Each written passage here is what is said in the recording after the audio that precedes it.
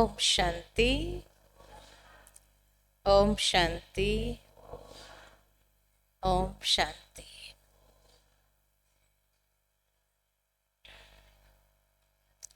बाबा के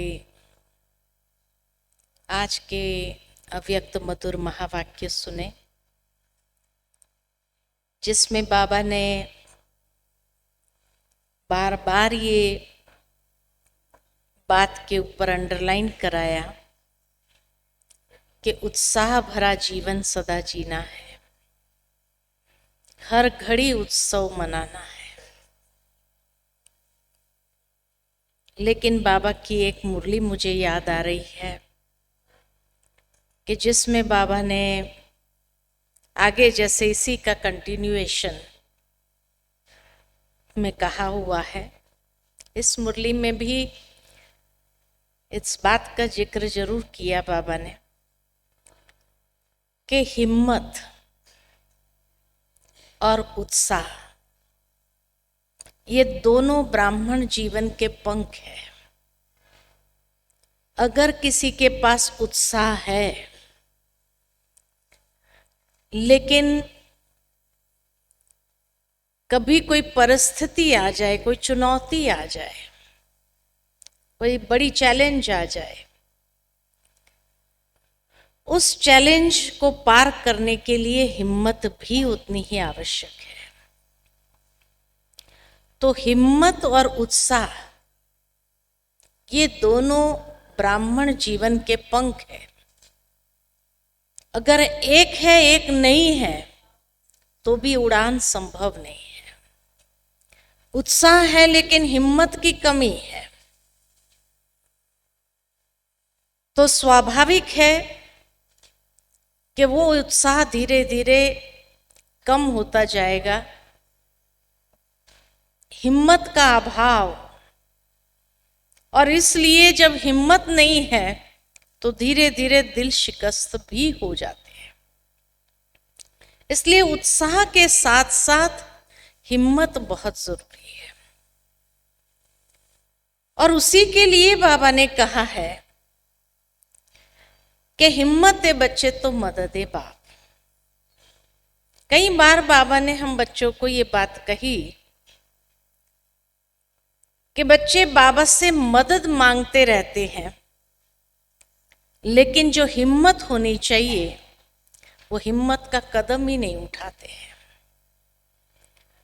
और फिर बाबा को भी याद दिलाते रहते हैं, बाबा आप मदद करो, आप मदद करो, मदद करो। लेकिन हिम्मत का जो कदम उठाना है वो पहला कदम तो मुझे उठाना पड़ेगा, तब 1000 गुना मदद हमें बाबा से मिल जाएगी।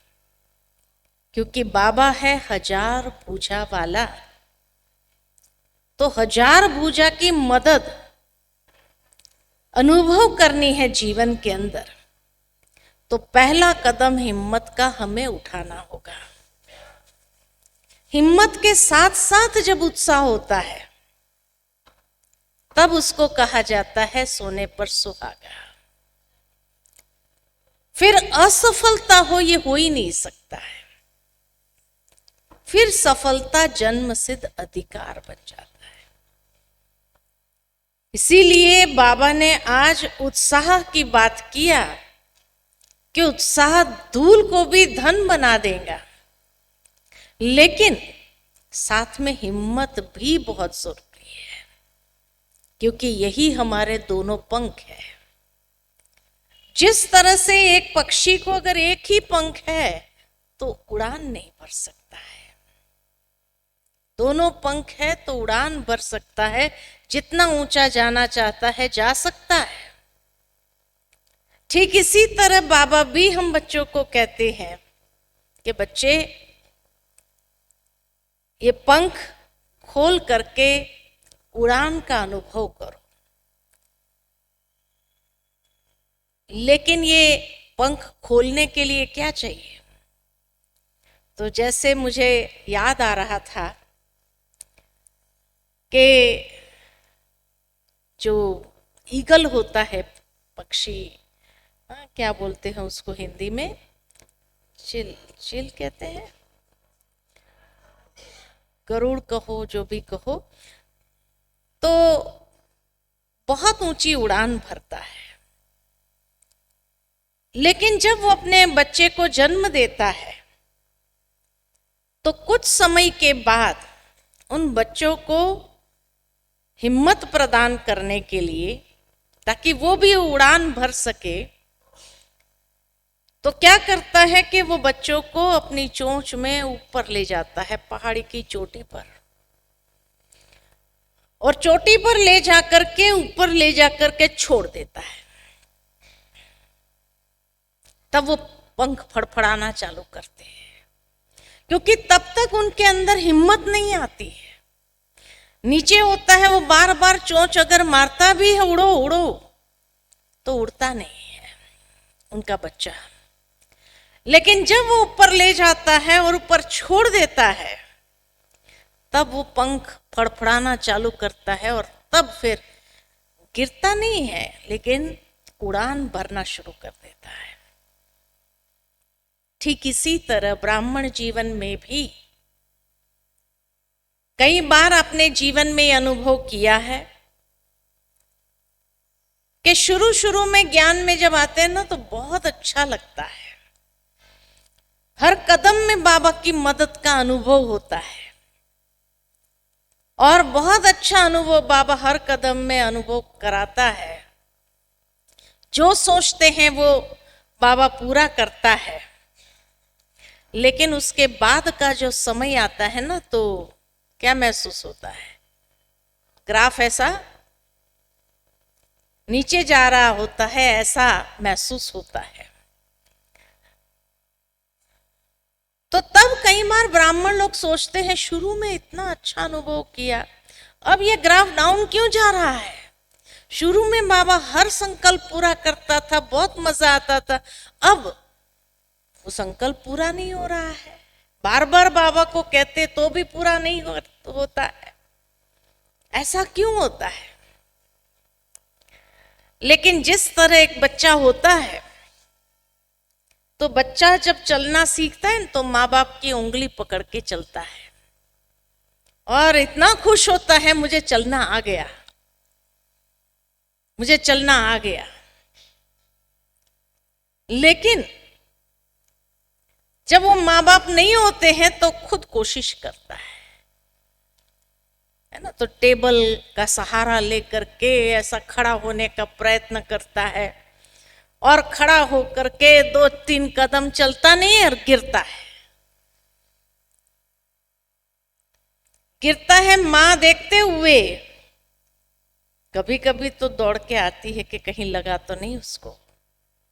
लेकिन जैसे ही वो दौड़ के आते हैं तो जोर से रोना चालू करता है। आंसू नहीं निकलता है, लेकिन फिर भी जोर से चालू करता है रोना, है ना। लेकिन कई बार मां देखते हुए भी तुरंत मुख ऐसा कर लेती है, तो नहीं रोता है। फिर खड़ा होने का प्रयत्न, फिर गिरता है। उस समय माता पिता क्या समझते हैं, कोई बात नहीं, गिरेगा उठेगा गिरेगा, मजबूत होती है, हड्डियां मजबूत होती है। तो ठीक इसी तरह हम ब्राह्मण बच्चों का भी यही होता है। शुरू में जब बाबा उंगली पकड़कर चला रहे थे हमें, तो हमें भी बड़ा नशा, हमको तो योग इतना अच्छा योग लगता है, बात मत पूछो, है ना। बहुत अच्छा अनुभव कराता है बाबा, हमारे हर संकल्प को पूरा कर देते। हम सोचते हमारा योग अच्छा लग रहा है, ये नहीं समझते बाबा अंगुली देकर चला रहा है। फिर जब बाबा छोड़ देता है ना, खुद जब मेहनत करते हैं, थोड़ा उठते हैं, गिरते हैं, और गिरते हुए अगर बाबा ने देख लिया ना, तो हम भी चिल्लाना चालू करते हैं, बाबा, है ना, बाबा आप मदद करो अभी, बाबा आप मदद करो अभी। लेकिन बाबा भी कभी कभी अनदेखा कर देता है। क्यों? हड्डियां मजबूत तो हो, अपने पैरों पर खड़ा होना तो सीखे। कब तक बाबा की उंगली पकड़ करके चलते रहेंगे? तो ये फेज हर एक ब्राह्मण के जीवन में आता है। कोई भी ब्राह्मण ऐसा नहीं होगा जब ये फेज ना आए। कि शुरू में बहुत अच्छा लगा, फिर थोड़ा डाउन हुए, अपने पैरों पर खड़ा होने का प्रयत्न किया और ऊंचा उठने का प्रयत्न किया। और उस समय जैसे खड़े होने लगते, गिरते हैं फिर उठते हैं, तो लगता है बाबा क्यों, मैं बाबा देखता नहीं है क्या? पहले तो बाबा जैसे मुझे गिरने ही नहीं दिया। लेकिन एक माँ बाप भी बच्चों के लिए समझते हैं कि बच्चे को कब तक सहारा देके चलाएंगे, उसको अपने पैरों पर खड़ा हो जाना आवश्यक है, क्योंकि दुनिया में अगर जीना है, चलना है, लड़ना है उसको, तो अपने पैरों पर खड़ा होगा तभी कर सकेगा। ठीक इसी तरह बाबा जानते हैं छत्र छाया जरूर रहती है बाबा की, लेकिन बाबा समझते हैं कि अपने पैरों पर खड़ा हो, अपने पैरों से चले, उसमें मजबूती लाए। और जब वो मजबूती आने लगती है तो जीवन में कोई भी चुनौती आए सहजता से पार कर सकेंगे। हमें हर बार बाबा को बुलाने की, पुकारने की आवश्यकता नहीं पड़ती है, लेकिन हम अपने अंदर वो क्षमता विकसित करने लगते हैं। कैसे विकसित करते हैं? तो ज्ञान और योग के सहारे से। जितना ज्ञान और योग का आधार लिया है, इसलिए बाबा कहते हैं कि बच्चे अमृत वेला कभी मिस नहीं करो। साथ ही बाबा कहते हैं मुरली कभी मिस नहीं करो, मुरली से प्यार माना मुरलीधर से प्यार। यही हमारे जीवन के अंदर परिपक्वता लाती है, जहां से हम ठीक से कदम रखते हुए चल सकते हैं। जब एक बार चलना आरंभ हो जाए तो खुशी भी होती है, वापस जैसे आगे बढ़ने का अनुभव करते हैं। खुद के अंदर जब क्षमता आने लगती है तो सहजता से हर कार्य हम सफलता पूर्वक कर लेते हैं। लेकिन यहाँ एक और ट्रैप है माया की, जिससे सावधान होने की जरूरत है। और वो ट्रैप क्या है? मैंपन। कि अभी तो मैं सीख गया हूं, मुझे आता है और मैंने ये किया, मैंने ये किया। ये भूल जाते हैं कि बाबा की छत्र छाया ऊपर से रहती है। तो जैसे ही आगे बढ़ने लगे, चलने लगे, फिर वो मैंपन आया तो क्या होगा? वापस वो मैंपन आते ही गिरने का अनुभव करेंगे। तो कई ब्राह्मण क्या सोचते हैं, ये ऐसा, फिर ऐसा, फिर ऐसा, फिर ऐसा, इसके बदले सीधा सीधा ही चलते रहे तो कितना अच्छा।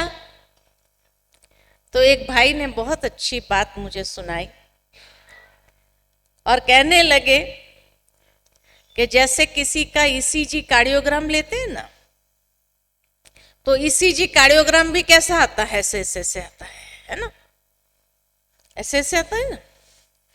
और अगर सीधी लाइन आ जाए तो डेड। तो जीवन में भी ये ऐसे चलता है, माना जिंदा है ना। अगर सीधी लाइन आ जाएंगे ना तो खत्म, ब्राह्मण जीवन से खत्म हो जाएंगे। इसलिए कभी सीधी लाइन नहीं होने देना। ये ऐसा ऐसा होता रहे वो बहुत अच्छा है, ये अच्छी निशानी है कि जिंदा है और आप प्रयत्नशील है, कोशिश कर रहे, आगे बढ़ रहे हैं, है ना। और ये उमंग उत्साह रहेगा। कभी अगर उमंग उत्साह डाउन, आज बाबा ने कहा ना 16 आना से 14 आना भी हो, कोई बात नहीं, किसी और को 16 आना दो तो आपका भी फिर बढ़ जाएगा। कितनी सुंदर एक छोटी छोटी टिप्स बाबा ने दिया, लेकिन वो छोटी टिप्स भी जीवन के लिए कितनी उपयोगी हो जाती है। किसी और का हिम्मत बढ़ाओ, आप में हिम्मत बढ़ जाएगी। किसी का और का उत्साह बढ़ाओ, आप में उत्साह बढ़ जाएगा। ये तरीका बाबा ने कई बार कई लोग क्या सोचते हैं, अरे अभी मेरा समय ही ऐसा चल रहा है, दूसरे को कहां मैं उत्साह दिलाने का प्रयत्न करूं। नहीं, बाबा ने कहा दो, दूसरों को उत्साह दो, स्वतः बढ़ जाएगा आपका। ये कभी नहीं सोचो कि हम दूसरे को क्यों दे, हम खुद ही अभी मुसीबत में चल रहे हैं, हमारा ही ठिकाना नहीं है। नहीं, आप दूसरों को देते देते देते खुद के अंदर भी वो उत्साह, वो हिम्मत अनुभव करने लगेंगे। जिस तरह दुनिया के अंदर माता पिता का कितना भी बुरा वक्त जा रहा हो, लेकिन बच्चे का एग्जाम है तो क्या करते हैं, उसको उमंग उत्साह दिलाते हैं। ये नहीं कहते हैं कि मेरा ही बुरा वक्त चल रहा है, इसको मैं क्या उत्साह दूं। नहीं, देते हैं। और कभी कभी वो देने में ही, बच्चों को देने में ही उनका अपना उत्साह इतना, तो अपनी रचनात्मकता काम करने लगती है। और जो खुद के सामने बड़ी चुनौती आई है, उसको भी उस रचनात्मक शक्ति से सुलझाने के प्रयत्न में आ जाते हैं। एक नया जैसे द्वार खुल जाता है, जो कभी सोचा भी नहीं था उस विषय में, लेकिन दूसरों को उत्साह देते देते देते हमारा वो द्वार खुल गया। तो इसीलिए बाबा कहते दूसरों को देना बहुत आवश्यक है। जब दूसरों को देते हैं तो ऐसा होता है कि खुल जा, सिमसिम दरवाजा खुल जा, अपना दरवाजा खुल जाता है। इसलिए आज बाबा की जो मुरली थी वो इतनी प्रैक्टिकल और इतना जीवन के लिए उपयोगी है कि उसका आप अभ्यास करके देखो कि किस तरह आप जीवन के अंदर जब दूसरों को देते हैं तो उससे खुद को कितनी प्राप्ति हो जाती है। खुद का लिए जो कभी कोई बात के लिए सोचा भी नहीं होता है, अचानक क्लिक हो जाता है, वो उत्साह क्लिक करा देता है और वो रास्ता खुल जाता है। और आता है कि पहले क्यों नहीं आया ये मन में, इतना सरल सहज बात थी, लेकिन पहले क्यों नहीं सूझा। तो इतना समय जो संघर्ष में गया वो जाता ही नहीं था। लेकिन वास्तव में देखा जाए तो वो संघर्ष भी हमें जरूरी था अनुभव के लिए। उसी से हमें बहुत कुछ सीखने को मिला भी। और ये अनुभव है कि हाँ, इसका बढ़ाया तो जैसे एक सूक्ष्म में दुआएं प्राप्त हुई, चाहे बाबा की चाहे उस आत्मा की जिसने ये सुझा दिया। इसीलिए बाबा कहते हैं दूसरों को देते जाओ। जितना देते जाएंगे उतना खुद का भी बढ़ता जाएगा, देने से बढ़ता है।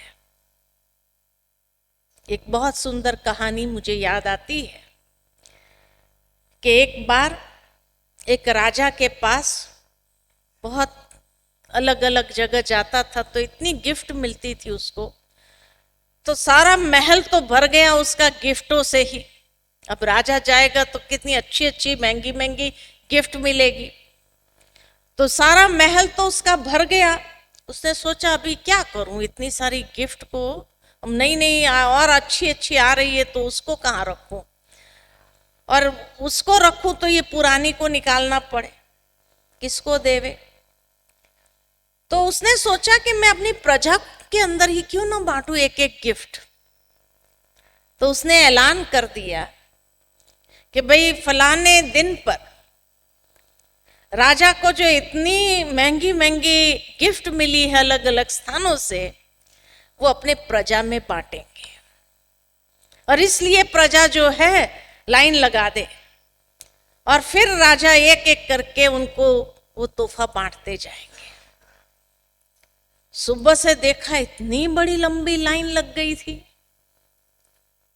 राजा को खुशी हुई, चलो मेरी प्रजा के अंदर भी उत्साह है तो मैं जाकर के बांटता हूं। तो जब वो गिफ्ट देता था ना तो उसके चेहरे के ऊपर ऐसा सुकून का भाव आता था। और लेने वाला ले करके जब उसको दुआ देते थे कि भगवान आपकी आयुष्य खूब लंबी करे, तो उसको और जैसे अंदर तृप्ति का अनुभव होता था, बड़ा सुकून मिलता था और तृप्ति, चेहरे के ऊपर एक संतुष्टता के भाव इमर्ज होते थे। तो उस लाइन में एक फकीर भी था। वो जब चेहरा पर ये भाव देखते थे ना, तो उसने सोचा मुझे भी ये भाव का अनुभव करना है। तो क्या दूं, मेरे पास तो फकीर हूं, मेरे पास तो कुछ है ही नहीं, मैं क्या दूं। सोचते सोचते जब उसका नंबर आ गया राजा के पास लेने, तो उसने पीछे वाले को कहा आप आगे जाओ आगे। आजकल लोग आगे होते हैं, उसको पीछे करने में लगे हुए होते हैं। वो फकीर ने अपना टर्न दूसरों के, आप आगे जाओ। अब जिसको आगे जाने को मिलेगा तो वो क्या करेगा, वो दुआ देगा, थैंक्स कह करके भगवान आपको खूब सुख शांति आनंद दे, ऐसे कुछ बोल करके लोग आगे जाते थे। फिर थोड़ी देर में दूसरे को आगे करता था, फिर थोड़ी देर में तीसरे को आगे करता था। जो आगे जाता था तो बड़ा खुश होकर के उसको दुआ देते हुए जाता था। तो सचमुच उसको बड़ी सुकून मिलने लगा, खूब खुशी होने लगी उसको। तो दूसरे दिन जैसे नगर के अंदर चर्चा होने लगी कि भाई राजा ने कितने महंगे महंगे गिफ्ट दिया, लेकिन उस लाइन में एक फकीर था, वो अपना टर्न दे रहा था, आगे बढ़ा रहा था सबको। उसका टर्न होते हुए भी वो दूसरों को आगे करता, आप आगे जाओ आप आगे जाओ, और बड़े प्यार से आगे भेज रहा था। तो जब उसकी चर्चा ज्यादा हो गई नगर में फकीर की, तो राजा के पास समाचार आया कि भाई आपका तो लोग महिमा कर रहे हैं, लेकिन साथ में एक फकीर की भी महिमा कर रहे हैं कि वो अपना टर्न आगे सबको दे रहा था। तो उस समय राजा के मन में भाव आया कि अरे मेरे बराबर एक फकीर के साथ में ये कैसे हो सकता है। नहीं, मेरे महिमा के साथ किसी और की महिमा जुड़नी नहीं चाहिए। तो उसने दूसरे दिन फिर ऐलान किया कि आज पुनः राजा बांटेंगे, जिसको भी लाइन में आकर के खड़ा रहना हो तो खड़ा रहे। फिर लंबी लाइन लग गई, फिर वो फकीर आया, फिर वो सबको आगे कर रहा था, आप आगे जाओ आप आगे जाओ। राजा ने जैसे देखा उस फकीर को, लाइन को स्टॉप किया, फकीर को इधर आओ, तो तेरे को जो चाहिए ना तुम ले ले। कहा मुझे तो कुछ नहीं चाहिए, मैं तो फकीर हूं, मुझे कुछ नहीं चाहिए। लेकिन जब आप दे रहे थे तो आपके चेहरे के जो भाव थे, खूब खुशी के, आनंद के और संतुष्टता के, वो भाव जो था वो मैं अनुभव करना चाहता था। तो मैंने महसूस किया कि कुछ देने से ही ये भाव आता है। मेरे पास तो कुछ देने के लिए है नहीं, इसलिए मैं अपना टर्न जब दूसरों को देता था तो मेरे को जो खुशी मिलती थी, मेरे को जो दुआएं मिलती थी, वो मेरे जीवन में एक अलौकिक आनंद का अनुभव कराता था। तो देने में ही क्या है, सुकून है। तो बाबा भी हम बच्चों को क्या कहते हैं, दाता के बच्चे हो तुम, क्या करो, देना चालू करो। जितना देते जाएंगे उतना वो आशीर्वाद, वो दुआएं, वो खुशी, वो आनंद का अनुभव करते जाएंगे। लेकिन हुआ क्या है, हुआ क्या है, लेने की आदत हमें बहुत पड़ गई ना। देखो इस संसार में हर चीज देने का काम करती है। प्रकृति के पांचों तत्व देने का काम करते हैं, इसीलिए गायन भी है, नदी न पिए अपना जल, पेड़ न खाए अपना फल। दे रहे हैं, दूसरों को दे रहे हैं, दूसरों के लिए है। और मनुष्य नहीं खाता है तो पक्षियों को देता है, चलो खाओ, तो देने का काम करता है। प्रकृति तो छोड़ो, इसीलिए उनको देवता कहा, लेकिन प्रकृति तो छोड़ो, मनुष्य की बनाई हुई चीज भी देने का ही काम कर रही है। ये लाइट क्या कर रही है? रोशनी दे रही है। छत क्या कर रही है? दे रही है। माइक क्या कर रहा? दे रहा है। जिस कुर्सी पर बैठे वो क्या दे रहा है? आपको आराम दे रहा है। मनुष्य की बनाई हुई चीजें है ना, वो भी दे रही है। सिवाय मनुष्य ले रहा है, ले रहा है, ले रहा है, और लेते लेते लेवता बन गया तो देवता बनना भूल गया, है ना। ले रहा है, ले रहा है, ले रहा है, ये आदत पड़ गई। इसीलिए देना थोड़ा मुश्किल भी लगता है। अब बाबा इसीलिए आकर क्या कहते हैं? मैं तुम्हें देवता बनाता। जब देवता बनाते हैं तभी भी ये भूल जाते हैं कि देवता माना देना। तभी भी कई बार क्या कामना अंदर में रहती है? अच्छा ये इतना करे तो मैं इतना करूं। वहां भी एक डील के हिसाब से आ जाता है। भगवान के साथ भी डीलिंग हो जाती है। भगवान मेरा इतना काम कर दे तो मैं इतना करूंगा, ये करूंगा, वो करूंगा, है ना। तो इसीलिए ये बिजनेस वाली बातें न करे भगवान के साथ। क्यों बिजनेस वाली बात न करे? क्योंकि बड़े ते बड़ा श्रॉफ भी वही है। कहा ना बाबा ने कि सबसे बड़ा सेठ कौन है? बाबा ही है। तो अगर उसके साथ भी बिजनेस रिलेशन जोड़ा ना, तो पाई पाई का हिसाब देने में भी नाक में दम हो जाएगा। इसीलिए उसके साथ कभी भी ऐसा डील वाला बिजनेस न करे, डील वाला हिसाब न रखे। देना, उसके बच्चे हैं, देना चालू करें। कितना देते जाएंगे बढ़ता जाएगा, बढ़ता जाएगा। चीज वस्तु देने की बात नहीं है। खुशी दो, किसी को सम्मान दो। सम्मान देने से आपको भी सम्मान मिलेगा। किसी को सहयोग दो, सहयोग देने से सहयोग मिलेगा। किसी को कुछ न कुछ ज्ञान खजाना है, समय का खजाना है, जो खजाने बाबा ने हमें दिए हैं वो देना चालू करें। जितना देते जाएंगे उतना हमारा बढ़ता जाएगा। ज्ञान दिए, ज्ञान न कुटे। धन दिए धन ना कुटे कहते ना। तो ज्ञान धन दिए, धन ना खुटे, ये हिसाब है। इसीलिए बाबा हम बच्चों को कितनी अच्छी ट्रेनिंग देते हैं कि अभी से वो संस्कार, क्योंकि देवता सतयुग में होंगे लेकिन वहां किसको देंगे? वहां तो देना ही नहीं है, सारे देवता है। तो देने वाला कब बनना चाहिए? संगम पर ही बनना है। सतयुग में तो देने वाला बनना नहीं है।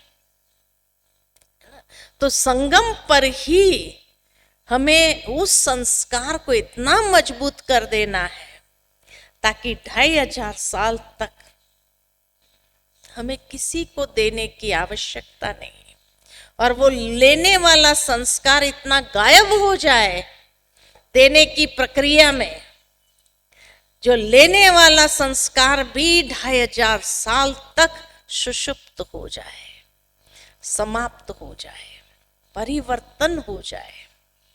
ये बाबा अभी हम बच्चों से चाहते हैं। इसलिए अभी से ही वो संस्कार जो बाबा ने हम बच्चों का जीवन बनाया, वो जीवन के आधार से देना आरंभ करो। साथ ही साथ बाबा कहे, देने के लिए खुद में भरपूरता चाहिए। इसीलिए बाबा हमेशा कहते कि बाबा की एक आश है जो भी बच्चों को पूरी करनी है। और वो कौन सी आश है जो बच्चों को पूरी करनी है? बाप समान बनने की आश। बाबा चाहता है कि बच्चे बाप समान बने। ये आश है बाबा की। ये हम बच्चों को पूरा करना है कि एक एक बच्चा जब साक्षात बाप समान बन जाएगा तो सोचो कि वो दृश्य कैसा लगेगा। हर एक ब्राह्मण बच्चा जैसे दे रहा है, सबकी मनोकामनाएं पूरी कर रहा है, शुभ भावना शुभ कामना दे रहा है ना। जब देने का कार्य शुरू कर देंगे तो कभी भी हमारे जीवन में उसकी कमी नहीं होगी, क्योंकि वो मल्टीप्लाई होकर के हमारे पास वापस आएगा। इसीलिए बाबा कहे कि बच्चे, जब कोई भी जीवन के अंदर चुनौती आती है, कोई भी प्रॉब्लम आता है, तो उसमें पॉजिटिव तरीका ही निकालो, क्योंकि पॉजिटिव तरीके से वो नेगेटिविटी को संपूर्ण रीति से खत्म कर सकते हैं। नेगेटिव से नेगेटिव को खत्म नहीं किया जाता है, वो और भी बढ़ करके बाहर निकलेगा, फ्रस्ट्रेशन के रूप में बाहर निकलेगा। इसीलिए पॉजिटिव से ही वो नेगेटिव को खत्म किया जा सकता है। लेकिन जैसे बाबा हम बच्चों को सिखाते हैं कि बच्चे, तुम्हारा जीवन ऐसा हो जो अनेक आत्माओं की दुआएं स्वतः हम प्राप्त करें, कहीं रिएक्शन में नहीं आ जाओ, फ्रस्ट्रेशन में नहीं आ जाओ। जिस फ्रस्ट्रेशन को निकालना अगर शुरू करेंगे तो वो कार्य और भी जैसे उलझ जाएगा, मूंझ जाएगी, वो गांठ और भी मजबूत हो जाएगी, वो सुलझेगी नहीं। इसलिए पॉजिटिविटी से ही हम उस गांठ को सुलझा सकते हैं, उसको खत्म कर सकते हैं, और खत्म करते हुए उसको पार कर देंगे, सहज हो जाएगा हमारे लिए भी। ये बाबा भी हम बच्चों से चाहते हैं, है ना। गांठ पर गांठ लगाते जाएंगे तो और भी कठिन होगा। इसलिए कोई भी प्रॉब्लम आता है तो जैसे बाबा ने हम बच्चों को ड्रामा का ज्ञान दिया, अभी साकार मुरलियों में 3-4 दिन के अंदर ही बाबा की साकार मुरलियों में भी कितनी बार ड्रामा का ज्ञान मिला कि बच्चे, बनी बनाई बन रही, अब कुछ बननी नहीं। और जब अब कुछ बननी नहीं तो उसको सहर्ष स्वीकार करते हुए एंगल खाली चेंज करना है, देखने का दृष्टिकोण परिवर्तन करना है कि ड्रामा कल्याणकारी है, बाबा कल्याणकारी है, तो हमारा अकल्याण करने की ताकत किसमें है किसी की? हो ही नहीं सकती है। लेकिन जैसे ही अंदर में डर लगने लगेगा, पता नहीं क्या होगा, ऐसा हो गया तो वैसा हो गया, तो ब्राह्मणों के संकल्प कभी कभी वो सारी सिचुएशन को और कॉम्प्लिकेटेड कर देता है, और न होने वाला फिर वही होता है। कहते, देखो मैंने कहा था ना ऐसे ही होगा, लेकिन आपने कहा क्यों, सोचा क्यों? इसीलिए हुआ। तब बाबा कहते, बच्चे वाह वाह के गीत गाओ, क्यों क्या के गीत नहीं गाओ। क्यों हुआ, क्या हुआ, कैसे हुआ, कहाँ हुआ, ये क्यों क्या के गीत गाने से सचमुच होगा, विपरीत चीजें होने लगेगी। लेकिन अगर वाह वाह का गीत गाना चालू करो तो वो सिचुएशन भी वाह वाह हो जाएगी। ये ताकत है ब्राह्मणों के संकल्पों की। आप सबने ये महसूस किया कि पहले कितनी बार भगवान को प्रार्थना करते थे, निवेदन करते थे, कहते थे, तभी भी कहीं काम नहीं होते थे, और ब्राह्मण बनने के बाद खाली संकल्प करते और हो जाता है, खाली संकल्प करते हो जाता है। कैसे हो जाता है? कैसे हो जाता है? क्योंकि ब्राह्मण बनते ही हमने पवित्रता का व्रत लिया है, और पवित्रता के व्रत में वो ताकत है जो आपके हर संकल्प को पूरा करती है। पहले वो ताकत नहीं थी क्योंकि अपवित्र थे, पतित थे, तो कितनी बार भी सोचेंगे, भगवान को प्रार्थना करेंगे तो भी पूरा नहीं होता था। लेकिन बाबा के बनने के बाद हमने जब पवित्रता का व्रत धारण किया तो ये व्रत की धारणा से हमारे अंदर जो ऊर्जा इकट्ठी होने लगती है, वो ऊर्जा ही हमारे हर संकल्प को साकार कर देती है, पूरा कर देती है सहजता से। एक बार किसी जैन महात्माओं से मिलना हुआ था, जैन साध्वियां थी, तो चलते रहते, आपने देखा होगा उनको, रास्ते पर कई लोग चलते रहते सारा दिन और अपने मंजिल पर पहुंचते हैं, फिर पहुंच करके रेस्ट करते हैं, फिर दूसरे दिन वापस चलना चालू करते हैं। तो एक बार उनसे जब मिलना हुआ तो हमने उनको पूछा, ये चलते क्यों रहते हैं आप लोग? उसे तो उस शक्ति को आप कोई अच्छे कार्य में लगाओ, है ना। तब वो जो महात्मा था उनके साथ में, उन्होंने बहुत अच्छी बात सुनाई। कहा कि ब्रह्मचर्य व्रत की शक्ति जो होती है, पवित्रता की जो शक्ति होती है, अगर उस शक्ति को सही दिशा नहीं मिली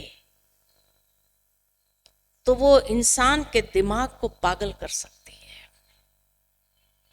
इतनी भयंकर वो ऊर्जा होती है।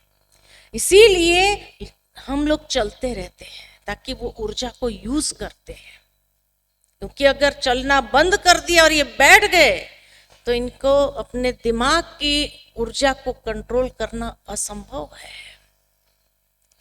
बाबा ने हम बच्चों को बहुत सुंदर साधन दिया, इस ऊर्जा को चैनलाइज करने के लिए। सेवा करो बच्चे, सेवा करो, घर घर में पैगाम दो, घर घर में जाकर संदेश दो। तो क्या करते हैं भी, चलते हैं, घर घर में जाते हैं, पैदल जाते हैं, तो हमारी ऊर्जा उसमें लगी। पॉजिटिव प्रदर्शनी करो, बच्चे समझाओ, अंत तक सेवा करनी है। बाबा ने ये कहा, अंत तक। ब्रह्मा बाबा ने भी अंत तक सेवा की, मम्मा ने भी अंत तक सेवा की। मुझे एक बार मोहिनी दीदी बता रहे थे कि मम्मा ने शरीर छोड़ने वाला दिन शाम को 4 बजे शरीर छोड़ा था, लेकिन सुबह से रात भर मम्मा सो नहीं पाई थी। इतना तकलीफ थी मम्मा को, बहुत तकलीफ थी, कैंसर के कारण बहुत दर्द बढ़ गया था। और उस जमाने में तो इतनी दवाइयां नहीं होती थी, तो इतना तकलीफ उनको बढ़ गई थी कि सारी रात सो नहीं सकी मम्मा। और जब सारी रात सो नहीं सकी, ऐसे 2 तकिया ले करके बैठी रही जैसे, क्योंकि मोहिनी दीदी उनके कमरे में रहते थे। तो कहा मैं 2 देख रही थी, क्या कर सकती थी। मम्मा सारी रात बैठे, श्वास बहुत जोर जोर से श्वास चल रहे थे उसका, दूसरे कमरे तक भी सुनाई देता हूँगा, इतना जोर जोर से श्वास चल रहा था। फिर जैसे ही सुबह हुई, स्नान पानी करके मम्मा ने मुरली पढ़ी। मुरली पढ़ने के बाद जो है, जैसे ही नाश्ता करके थोड़ा लेटे और आंख लग रही थी मम्मा को, सारी रात नहीं सोई तो नेचुरल है आंख लगेगी, तो आंख लग रही थी। इतने में बाबा ने संदेश भेजा कि मम्मा अंगूर बांटेंगे सबको, इतनी पार्टी आई है, अंगूर बांटेंगे। मम्मा ने कहा जी बाबा, और उठ करके चल दिए। मोहिनी दीदी ने कहा मेरे को उस समय गुस्सा भी आ रहा था मम्मा पर कि मम्मा आप बोल नहीं सकती है बाबा को कि भाई मैं रात भर सोई नहीं हूं, थोड़ा रेस्ट कर रही हूं। छोटी थी मोहिनी बहन उस समय, बहुत छोटी थी, तो उनको मन में आ रहा था क्या बाबा को बोल नहीं सकती है। तो मम्मा मुस्कुराने लगी, कहा क्या बाबा को मालूम नहीं है? फिर भी अगर बाबा ने कहा है तो जरूर उसके पीछे राज होगा। कहा मम्मा बैठो, मैं जाती हूँ बाबा के पास, मैं बाबा को बोलती हूँ। मम्मा ने कहा नहीं तुम बैठो, और खुद गई और एक एक को अंगूर बांटा 12 बजे तक, 2 घंटा अंगूर बांटा।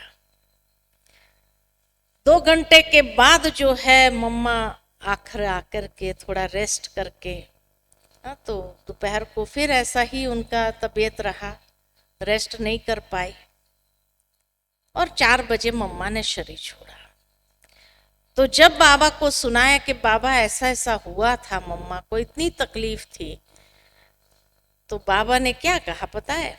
बाबा जानता था कि मम्मा को तकलीफ है, लेकिन बाबा मम्मा के इस कर्म को यादगार बनाना चाहता था। और आज तक भी ये यादगार है कि 24 जून आएगी और अंगूर बटेंगे यज्ञ के। ये मम्मा के अंतिम कर्म का यादगार बाबा ने बनाया। इसी तरह बाबा ने भी अपने हर कर्म का यादगार बनाया।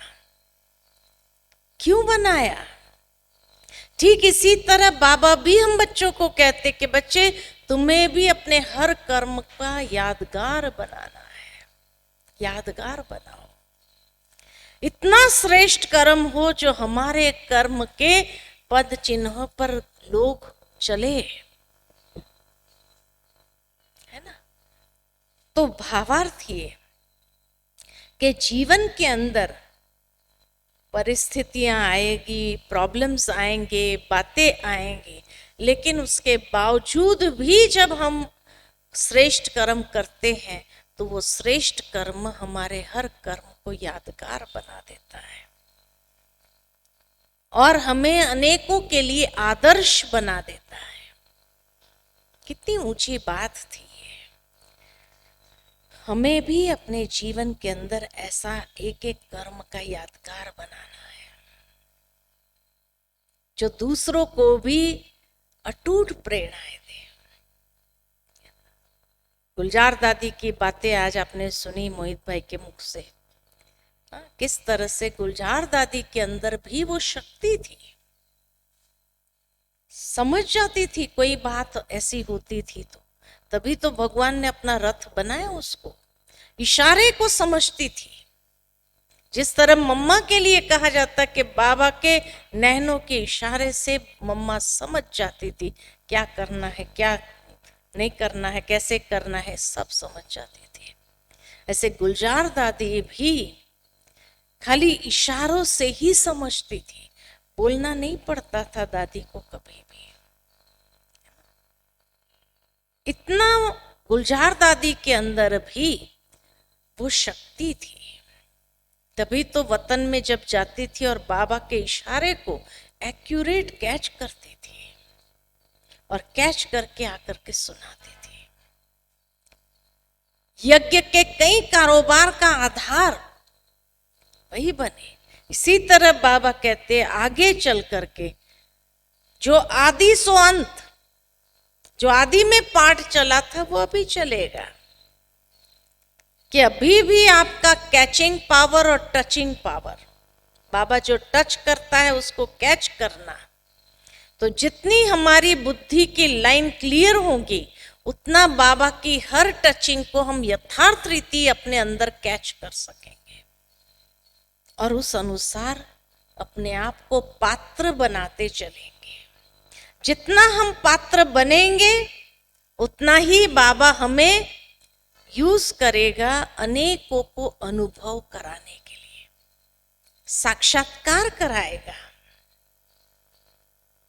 जिस तरह आदि में ब्रह्मा बाबा का साक्षात्कार होता था, मध्य काल में दादियों का साक्षात्कार होता था कि कई विदेश के भाई बहने क्या, भारत के भाई बहने क्या अपने अनुभव में सुनाते हैं। हमने प्रकाशमणि दादी को देखा, कोई कहते हमने जानकी दादी को देखा, कोई कहते हमने गुलजार दादी को देखा। और तभी उन्होंने इशारा किया वहां चले जाओ। सफेद वस्त्रधारी के रूप में देखा था। जिस तरह आदि और मध्य में अनुभव हुआ, अंतिम समय में बाबा हम बच्चों के द्वारा ही अनुभव कराएगा। लेकिन ये अनुभव कराने के लिए वो पात्रता तो हमारी विकसित हो, और वही पात्रता को विकसित करने के लिए ही बाबा ने आज जो मुरली चलाई, हिम्मत और उत्साह के पंख चाहिए जो फरिश्तों की तरह सहज उड़ते जाए। और उड़ते हुए अनेकों को ये अनुभव कराए। है ना? कुछ समय पहले हम बैठे थे हमारे परम आदरणीय ब्रिजमोहन भाई के साथ, उन्होंने बहुत अच्छी बात सुनाई जिसके ऊपर मेरा बहुत चिंतन चला। उन्होंने कहा ब्राह्मण पने का पाठ समाप्त हो गया है, क्योंकि बाबा हमेशा कहते हैं कि ब्राह्मण सो फरिश्ता सो देवता। तो ब्राह्मण पने का पाठ पूरा हुआ, अब फरिश्ते का पाठ शुरू हुआ। यहां ही हमें फरिश्ता बनना है। फरिश्ता माना लाइट, हर संकल्प में लाइट। संकल्प में लाइटनेस माना व्यर्थ जीरो हो जाए, समर्थ संकल्प हो, शक्तिशाली संकल्प हो, सकारात्मक संकल्प हो, तो लाइटनेस रहेगी। जहां कोई वेस्ट थॉट या नेगेटिव थॉट आया तो भारीपन जरूर आ जाना है। इसीलिए बाबा ने लास्ट मुरली में भी क्या कहा, बच्चे व्यर्थ भी एक प्रकार की इम्प्योरिटी है। व्यर्थ भी एक प्रकार की इम्प्योरिटी, इस इम्प्योरिटी को भी समाप्त कर देना है। कि फरिश्ता माना पवित्र, एंजल एकदम, है ना?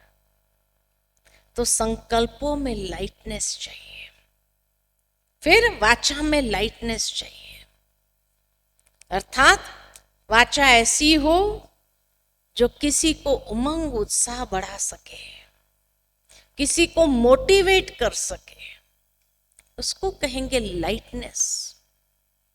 कर्म में लाइटनेस माना करण करावनहार बाबा करा रहा है, तो मैंपन से ही तो भारी हो जाते हैं। इसीलिए कर्म में हर क्षण ये याद रहे, करण करावनहार बाबा करा रहा है, मैं निमित्त हूं, मैं करणहार हूं, तो अपने अंदर भी सहजता से वो लाइटनेस आएगी। फिर संबंध संपर्क में लाइटनेस, किसी को दुख देने वाला व्यवहार न हो, किसी को कष्ट अनुभव हो, ऐसा हमारा कोई व्यवहार न हो संबंध संपर्क में, क्योंकि फरिश्ता बनना है। अगर अभी तक भी मेरे द्वारा किसी को कष्ट मिल रहा है, किसी को दुख मिल रहा है, तो फरिश्ते कब बनेंगे? और बाबा ने कहा कि ब्राह्मण सो फरिश्ता सो देवता, इसलिए यहां ही अब फरिश्ता स्थिति का अनुभव करना है। बाबा मम्मा दादियों ने भी इसी साकार जीवन के अंदर फरिश्ता का अनुभव किया, लास्ट स्टेज। इसीलिए तो उनको दुख दर्द का भी अनुभव नहीं हुआ, शरीर से एकदम डिटैच हो जाते थे, न्यारे हो जाते थे, है ना? प्रकाशमणि दादी के सामने जब वो हॉस्पिटल में थे, नलियां सब लगी हुई थी, लोग सोचते थे पता नहीं दादी को कितना कष्ट होगा, इतनी महान आत्माओं को इतना कष्ट होगा तो हमारा क्या होगा, है? इतनी महान आत्मा को भी इतना सहना पड़ता है, इतना उनको तकलीफ होती है। कई लोगों ने मुझे भी प्रश्न किया, लेकिन एक बार मैं खड़ी थी ऐसे ही हॉस्पिटल में, और दादी ऐसे लेटी थी, आंख बंद थी दादी की, कि मुन्नी बेन आई और दादी को पूछा, दादी कैसे हो, आंख तो खोलो, दादी कैसे हो? दादी ने आंख खोल के क्या कहा, तेरे से अच्छी हूं मुन्नी। मुझे इतना आश्चर्य लगा कि ये शब्द वही बोल सकते जिनको तकलीफ का अनुभव नहीं है, जिन्हें कष्ट का अनुभव नहीं है। निमित्त मात्र वो कष्ट आया है, एक हिसाब होगा कोई जन्मों का, जो निमित्त मात्र ये कष्ट आया, लेकिन सहजता से उसको पार कर दिया। जिस तरह ब्रह्मा बाबा के लिए कहते हैं कि हॉस्पिटल में होने के बाद, ऑपरेशन होने के बाद डॉक्टर आकर के पूछे, उसके पहले बाबा पूछता था बच्चे कैसे हो। तो डॉक्टर आश्चर्य खाता था, हमें पूछने के बजाय पेशेंट हमें पूछ रहा है, ऐसा पेशेंट तो कभी नहीं देखा, है ना।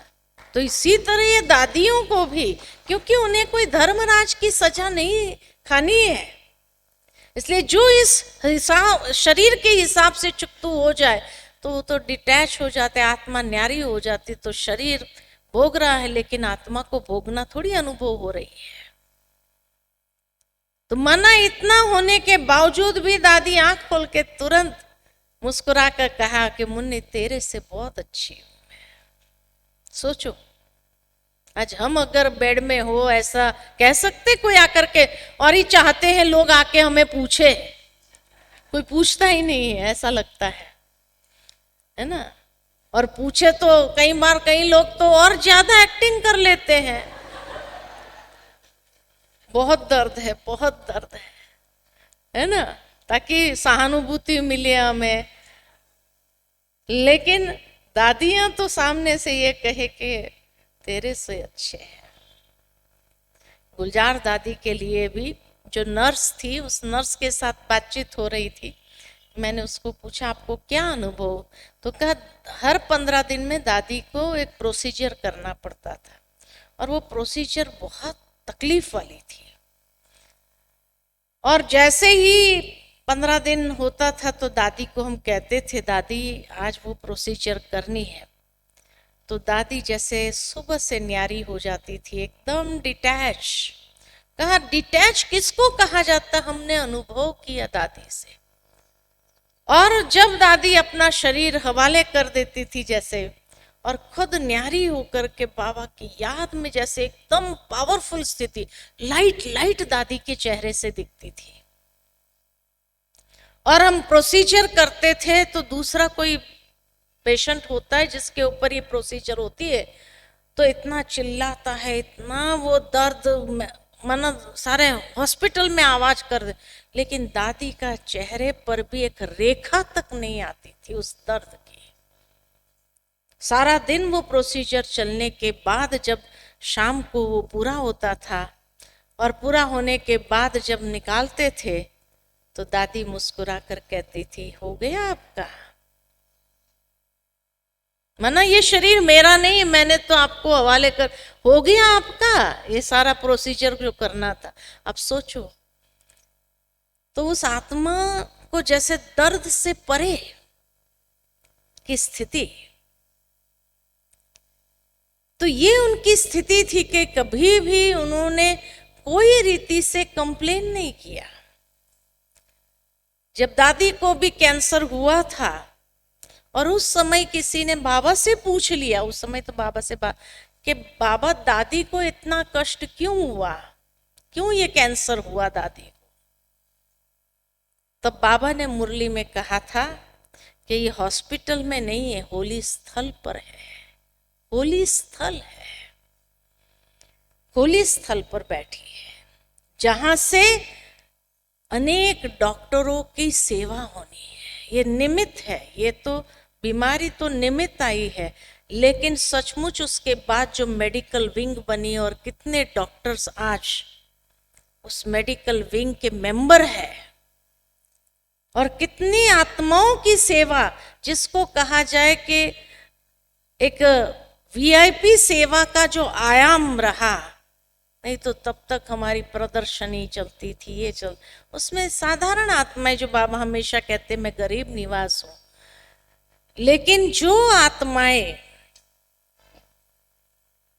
विशिष्ट आत्मा, जिनके द्वारा भी और विशिष्ट आत्माओं की सेवा होनी है, ये आयाम अगर खुला तो वो तब खुला जब गुलजार दादी को निमित्त मात्र वो बीमारी आई थी, निमित्त मात्र। उसके बाद दादी को कभी कोई कष्ट नहीं हुआ, कोई तकलीफ नहीं हुई, लेकिन सहज रही दादी। तो दादी के जीवन में ये अनुभव हर कोई सुनाते हैं कि दादी का चेहरा एकदम लाइट, एकदम शरीर लाइट हो जाता है ना। तो ये फरिश्ता स्टेज यहाँ अनुभव किया। तभी वो देवता बन जाते हैं। जो ब्राह्मण यहां फरिश्तेपन का अनुभव नहीं करते, वो क्या करते हैं? वो क्या करते हैं? वो संघर्ष कर रहे हैं, या अपने संस्कारों से संघर्ष कर रहे हैं, या हालातों से संघर्ष कर रहे हैं, या दूसरी आत्माओं के संस्कार से टक्कर खा करके संघर्ष कर रहे हैं। जो संघर्ष करने वाला है वो कहाँ जाएगा? त्रेता युग में जाएगा सीधा। वो सतयुग की आत्मा नहीं है, क्योंकि संघर्ष करते करते करते करते फेल हो गए और तब वो त्रेता युग में। इसलिए बाबा की एक मुरली याद आती है, अंतिम समय आने से पहले आप सबको पता चल जाएगा कौन सतयुग में जाने वाले, कौन त्रेता में। वैसे बाबा पूछता लक्ष्मी नारायण बनेंगे, राम सीता बनेंगे, तो हर कोई कहेंगे लक्ष्मी नारायण बनेंगे। लेकिन लक्ष्मी नारायण कौन बनेंगे? जो यहां फरिश्ते बनेंगे। या सूर्यवंशी घराने के कौन बनेंगे? जो यहां फरिश्ते बनेंगे। सो देवता सूर्यवंशी घराना जो यहां संघर्ष में रहा, वो सतयुग के अधिकारी नहीं है, वो त्रेता में सीधा जाएगा, त्रेता युग में चला जाएगा। यानी 1250 साल के बाद उतरेगी वो आत्मा। सोचने की बात है, 8 जन्म बीतने के बाद उतरेगी वो आत्मा। तो कहाँ जाना है? सूर्यवंशी या चंद्रवंशी घराने? सूर्यवंशी घराने में जाना है। चंद्रवंशी तो कोई नहीं बनना चाहता है। तो सूर्यवंशी बनना है तो यहीं फरिश्ता बनना पड़ेगा या नहीं बनना पड़ेगा? है ना? तो यहीं फरिश्ता। अब फरिश्ता का पाठ शुरू हुआ है। खुद भी लाइट, अपने स्वभाव संस्कार में भी लाइटनेस चाहिए। अपने स्वभाव संस्कार में लाइटनेस माना स्वभाव संस्कार में सरलता और सहजता। जितनी सरलता और सहजता होगी वो लाइट होगा। जितना अपने नेचर में कॉम्प्लिकेटेडनेस होंगी वो देवता नहीं बन सकता है, तो क्षत्रिय बनेगा। तो इसलिए यहां से फाइनल कर देना है कि मुझे सूर्यवंशी घराने में जाना है या चंद्रवंशी घराने में जाना है। सब स्पष्ट हो जाएगा। किस घराने में जाने वाले हैं वो भी स्पष्ट हो जाएगा, है ना? तो इसीलिए बाबा कहते हैं वो लाइटनेस ले आओ। लाइटनेस लाने के लिए हर बात में फुल स्टॉप, बिंदी लगाओ।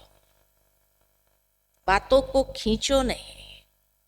कई होते हैं ना, बातों को खींचते जाते 2 दिन 4 दिन 10 दिन 1 महीना बात को खींच। तो बाबा इसलिए कहते बात समझदार है या आप समझदार है? बात आई, शाम तक चली भी गई और हमने उस बात को पकड़ लिया अपने दिमाग में और पकड़ लिया और खींचना चालू किया। वो तो इलास्टिक की तरह खींचती जाएंगे। आप 1 साल तक भी खींचो, लेकिन टाइम एनर्जी किसका वेस्ट होगा? हमारा वेस्ट होगा। तो बात समझदार है या आप समझदार है? अच्छा, जहां बात होगी वहां बाप तो नहीं होगा, तो बाबा की याद कहां से आएगी? या तो बात रहेगी या बाप की याद रहेगी। अच्छा, बात को पकड़ेंगे तो पाप जरूर होगा, क्योंकि बाप है ही नहीं, तो जहां बाप नहीं वहां पाप जरूर होगा। इसलिए बाबा कहते हैं बिंदी लगाओ, फुल स्टॉप। हर बात में जो हुआ अच्छा है, ये मंत्र पक्का रखो अंदर। जो हुआ बहुत अच्छा, जो होगा बहुत अच्छा, और जो होने वाला है वो भी बहुत अच्छा। बिंदी लगाओ, आगे बढ़ो, खोदो नहीं। क्यों हुआ, क्या हुआ, कैसे, कोई बात को खोदना नहीं करो, खोदाई नहीं करो, है ना? इसीलिए उसको बिंदी लगाओ, आगे बढ़ो, बिंदी लगाओ, आगे बढ़ो। ये आगे बढ़ने का तरीका है। इसीलिए एक तो फुल स्टॉप, फुल स्टॉप कौन लगा सकेगा? जिसके पास फुल स्टॉक जमा होगा। अगर फुल स्टॉक ही नहीं है, अच्छे विचारों का स्टॉक ही नहीं है, तो बिंदी कहां से लगाएंगे, पॉजिटिव कहां से बनाएंगे बात को, है ना। इसीलिए फुल स्टॉक जरूर हो, अपनी एनर्जी को ड्रेन नहीं होने दो, लेकिन फुल स्टॉक के आधार पर फुल स्टॉप लगाओ। और जो फुल स्टॉप लगाता है वो pass with honours, pass with honours हो जाता है। तो ठीक है, एक तो व्यर्थ नहीं, क्योंकि व्यर्थ भी एक प्रकार की इम्प्योरिटी है, और दूसरा फुल स्टॉप लगाना सीख लो। ठीक है ना, जो फुल स्टॉप लगाता है आगे बढ़ता है, पास विथ ऑनर्स हो जाते हैं। तो हमें क्या होना है? पास विथ ऑनर्स, तभी हम सूर्यवंशी घराने में जाएंगे। ठीक है, अच्छा, ओम शांति।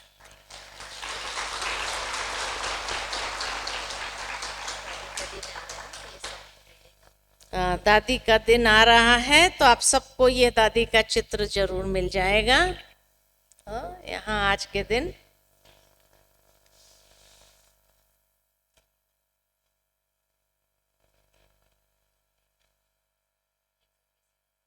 लिखत यही है, करण करावनहार की स्मृति द्वारा सहयोग का अनुभव करने वाले सफलता मूर्त भव।